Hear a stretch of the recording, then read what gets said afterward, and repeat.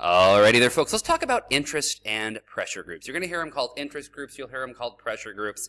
If you hear one or the other, they're the exact same thing. So do know that, but let's talk about what they are. Now, an interest or a pressure group is simply an organized group which is there to influence policymakers on a particular issue. So, for example, you might have an interest group founded around the idea of education policy. Maybe it's somewhere that really promotes the idea of school choice. So it's going to be an interest group focused largely on that. You might have an interest group focused on a certain economic interest, so really wanting to enhance the fishing industry in a certain area, maybe, so they're going to really organize and try to get the government to do what they want on that particular issue. Now, if we take this a little bit further, there are different types of interest groups. First and foremost, we have associational interest group. This is going to be formed, and they're organized within a place, and they have a permanent staff. So an example of this would be a labor union. An example could be like the International Brotherhood of Teamsters, the Union of Auto Workers, organizations founded around a particular goal. They're formally organized, and they have a permanent staff. So they've got people always working there within this different interest group, and their goal is to pressure the government to really kind of give them beneficial treatment in terms of policy, and to make policy that's aligned with what they want. So that's the first kind.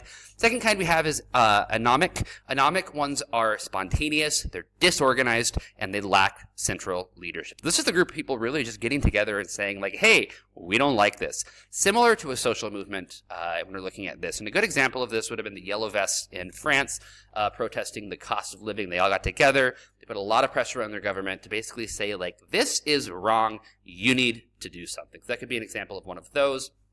We also have communal ones. Communal pressure and interest groups are based on a common origin, a common tradition, and or a common loyalty. So the Kikuyu and the Luo in Kenya are organizations of this that have traded going back and forth in terms of political power. They're aligned around a certain origin. So this would be people who really want to present a certain point of view, a certain nationalistic belief. Maybe they really want to focus on bringing in a nationalized language. Traditionally, if it's a country that's been colonized, bringing back a national language that was traditional in the place. They're all unified around a common origin, tradition, or loyalty.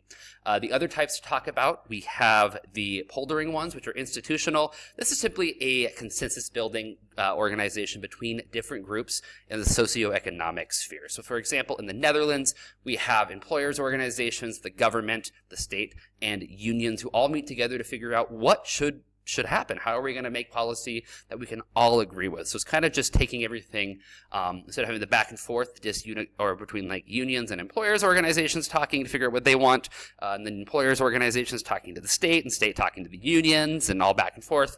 They all just come together, sit down, and have a conversation to figure out how do we take this going forward.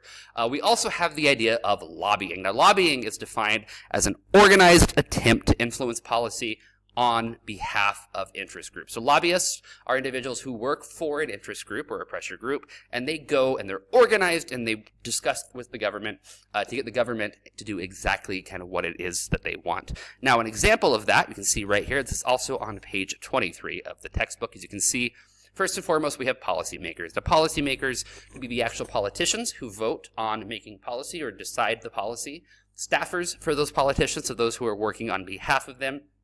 So if you meet with a staffer, the idea here is you meet with them and they bring it to the person who has the ability to make the decision. And then bureaucrats, people within the system. So those who work, like foreign service officers who work within the state, different people who really work for the government. We also have lobbyists. Now, lobbyists can be internal or external. So they could be working within an organization, or they could be working outside of an organization. And they need to have this working relationship with the policymakers. So policymakers are going to give the lobbyist access. So the lobbyists, if they want to be effective at their job, they need to have access with those who are making the policy. So the policymakers will agree to meet with lobbyists, and give them that access they desperately need. Now, because this is going to be a bit of a give and get relationship, a little bit of quid pro quo, but not in the illegal sense, they're going to get contributions to the policymakers. They're also going to give information to the policymakers. So here is what our organization really wants. Here's why we want this. So providing information, granted, is frequently going to come from the point of view that they are trying to promote. So if you're trying to be a lobbyist for an oil company, you're probably not going to focus on the environmental impact so much as you would if you were a green energy person trying to focus on that. You're maybe not going to talk about the economic cost. So you provide the information to the policymakers. You also provide them with campaign contributions frequently.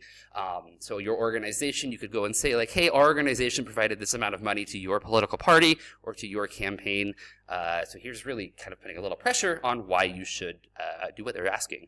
Also, we had the idea of relationships, which are going to go both ways. A stronger relationship means more access. It also means more information, communication, contributions. Relationships in politics really are very important, particularly when we're looking at this. Outside of this sphere, we have special interests. Now, this is going to be trade organizations and associations, unions, corporations, nonprofits, and individuals as well. Now, these people are going to work directly with the lobbyists. The lobbyists will represent them and give them consulting because they're the ones who deal with the policymakers on the daily basis, saying like, hey, here's a good way to do this. If you do this, this should happen. If you do this, they're not going to support you, so make sure you're kind of working in a positive way right through here. In return, they're going to give the lobbyist contracts and fees. So, hey, if you do this and you work for us, we will pay you, and you're going to have money. So, of course, the lobbyist is going to like that because then they're making some money. They can do their job. Lobbyists will kind of say and represent and give special interests the things they need in order to have their policies heard by the policymakers and those who actually have an influence. So the lobbyists are really kind of the middleman who work the people, making the power and ensure that your goal gets done. Comments or questions, do let me know. We're going to discuss this a little bit more in detail in class. I will see you later. Good luck.